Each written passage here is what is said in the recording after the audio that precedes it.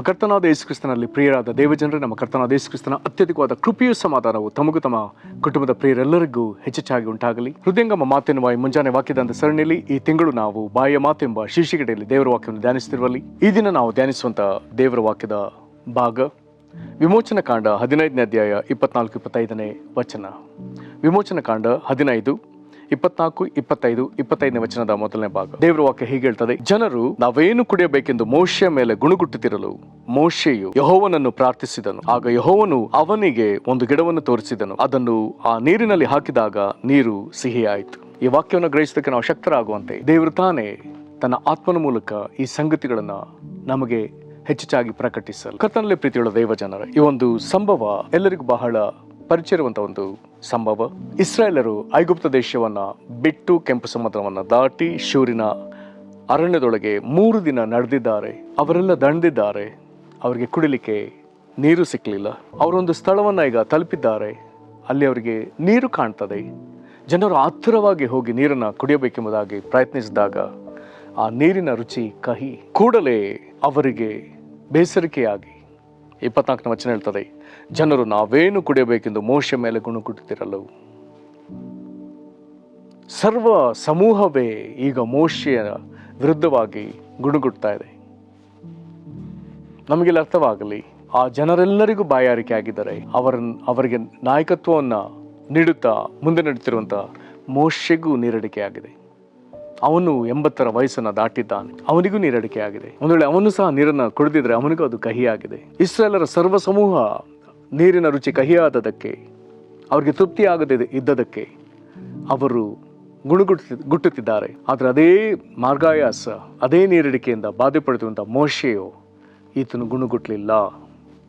ಬದಲಾಗಿ ಅವನ ಕುರಿತು ಪ್ರತ್ಯೇಕವಾಗಿ ಬರೆದದೆ: ಮೋಶೆ ಯೆಹೋವನನ್ನು ಪ್ರಾರ್ಥಿಸಿ. ಹಾಗಾದರೆ ಸರ್ವ ಸಮೂಹ ಗುಣಗುಟ್ಟುತ್ತಾ ನಿಂತಿರುವಲ್ಲಿ ಆ ಸರ್ವ ಸಮೂಹದಲ್ಲಿ ಒಬ್ಬನಿಗೆ ಮಾತ್ರ ದೇವರನ್ನ ದೃಷ್ಟಿಸಿ ಪ್ರಾರ್ಥಿಸುವಂತ ಮನಸ್ಸು.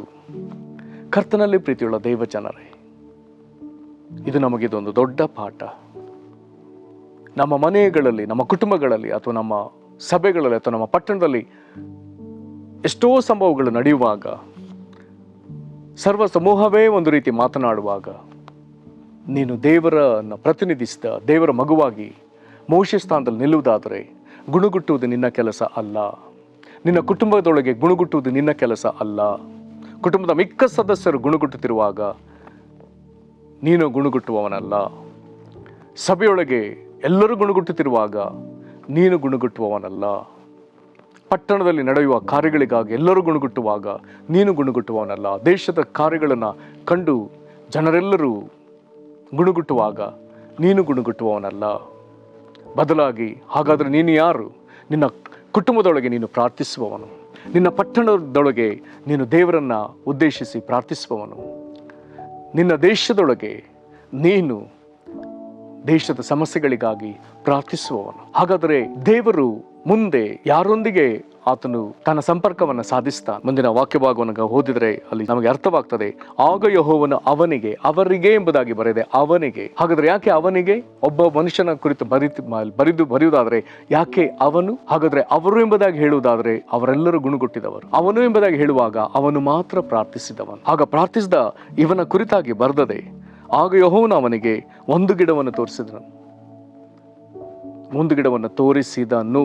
ಅದರ ಅರ್ಥ, ಸಮಸ್ಯೆಗೆ ಪರಿಹಾರವನ್ನ ದೇವರು ತೋರ್ಪಡಿಸುವಾಗ ಗುಣಗುಟ್ಟಿದ ಕೂಟಕ್ಕೆ ದೇವರು ಅದನ್ನ ಪರಿಹಾರವನ್ನ ತೋರಿಸದೆ ಪ್ರಾರ್ಥಿಸಿದ ಮನುಷ್ಯನಿಗೆ ದೇವರು ಪರಿಹಾರವನ್ನ ತೋರಿಸಿಕೊಡ್ತಿದ್ದಾನೆ. ಈಗಲ್ಲಿರುವಂತಹ ಮುಂದಿನ ಸಂಗತಿ, ಅದನ್ನು ಆ ನೀರಿನಲ್ಲಿ ಹಾಕಿದಾಗ ನೀರು ಸಿಹಿಯಾಯಿತು.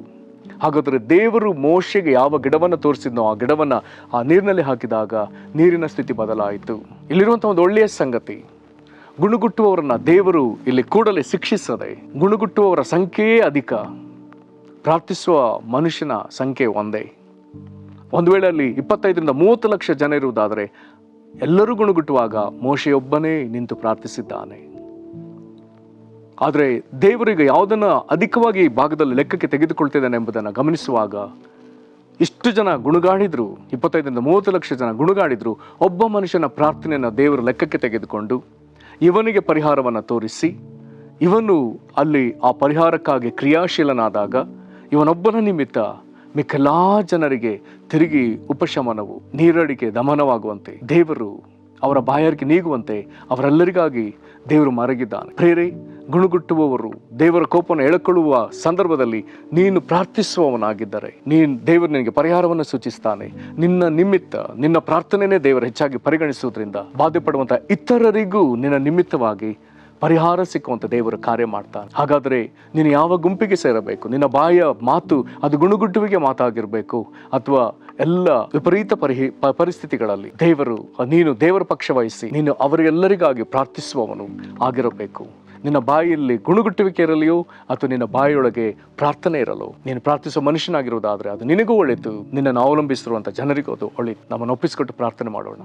ಮಹಾಕೃಪೆಯ ಪರಲೋಕ ತಂದೆಯೇ, ಗುಣಗುಟ್ಟುವವರ ನಡುವೆ ಪ್ರಾರ್ಥಿಸುವವನಿರುವುದಾದರೆ ಅವನು ಪ್ರಾರ್ಥಿಸುವಾಗ ನೀನು ಯಾವುದನ್ನು ಹೆಚ್ಚಾಗಿ ಗಮನಕ್ಕೆ ತೆಗೆದುಕೊಳ್ಳುತ್ತೆ ಎಂಬುದನ್ನು ಈ ವಾಕ್ಯ ಭಾಗದಲ್ಲಿ ತೋರ್ಪಡಿಸಿದ್ದಕ್ಕಾಗಿ ನಿನಗೆ ಸ್ತೋತ್ರ. 25ರಿಂದ 30 ಲಕ್ಷ ಜನರು ಗುಣಗುಟ್ಟುವಾಗ ಒಬ್ಬ ಪ್ರಾರ್ಥಿಸುವ ಮನುಷ್ಯನ ಪ್ರಾರ್ಥನೆಯನ್ನೇ ನೀನು ಅಧಿಕವಾಗಿ ಪರಿಗಣಿಸಿ ಪ್ರಾರ್ಥಿಸಿದ ಮನುಷ್ಯನಿಗೆ ಪರಿಹಾರವನ್ನು ಘೋಷಿಸಿ ನೀನು ತೋರಿಸಿರುವಂಥ ಪರಿಹಾರವನ್ನು ಆತನು ನಂಬಿಕೆಯಿಂದ ನೆರವೇರಿಸುವಾಗ ದೇವರ ಹತ್ರ ನಿಮಿತ್ತ ಎಲ್ಲರಿಗೂ ಸಿಹಿ ನೀರು ಸಿಕ್ಕುವಂತೆ ಮಾಡಿದ ದೇವರೇ, ಕರ್ತನೇ, ಈ ದಿನಗಳಲ್ಲಿ ನಾವಿರುವ ಪರಿಸ್ಥಿತಿಗಳಲ್ಲಿ ಗುಣಗುಟ್ಟುವ ಕೂಟ ಇರುವುದಾದರೂ ಅದರ ನಡುವೆ ನಾವು ನಿನ್ನ ಸಮ್ಮುಖದಲ್ಲಿ ಪ್ರಾರ್ಥಿಸುವ ಮನುಷ್ಯರಾಗಿ ನಿಲ್ಲುವುದಕ್ಕೆ ದಯಮಾಡಿ ನಮಗೆ ಕೃಪೆನ ಒದಗಿಸಪ್ಪ. ಕರ್ತನೇ, ಹೌದು ಕರ್ತನೆ, ನಿನ್ನಿಂದ ಪರಿಹಾರವನ್ನು ಜನರಿಗೆ ಒದಗಿಸುವಂಥ ಮನುಷ್ಯನನ್ನಾಗಿ, ಸಹೋದರನಾಗಿ ಕರ್ತನೆ ಎಬ್ಬಿಸು. ಕರ್ತನೆ, ಜನರಿಗಿರುವಂಥ ನಾನಾ ಬಾಧೆಗಳಲ್ಲಿ ಅವರು ಗುಣಗುಟ್ಟಿ ನಾಶವಾಗದಂತೆ ಅವರ ನಡುವೆ ಮೊಣಕಾಲುಗಳಲ್ಲಿ ನಿಂತು ಪ್ರಾರ್ಥನೆಯಲ್ಲಿ ನಿಂತು ಅವರಿಗೆ ಪರಿಹಾರ ತಂದು ಕೊಡುವಂಥ ಪ್ರಾರ್ಥನಾ ಮನುಷ್ಯನನ್ನಾಗಿ ನಮ್ಮನ್ನು ಮಾರ್ಪಡಿಸು. ಇದರ ನಿಮಿತ್ತ ನಿನ್ನ ನಾಮ ಮಹಿಮೆ ಹೊಂದಲಿ. ನಮ್ಮ ನಿನ್ನ ಕರಗಳಿಗೆ ಒಪ್ಪಿಸಿಕೊಡುತ್ತೇವೆ. ಯೇಸು ಕ್ರಿಸ್ತನ ಹೆಸರಲ್ಲಿ ಬೇಡಿದ್ದೇವೆ ನಮ್ಮ ತಂದೆಯೇ, ಆಮೆನ್. ಕರ್ತನು ನಿಮ್ಮನ್ನು ಆಶೀರ್ವದಿಸಲಿ. ವಂದನೆ.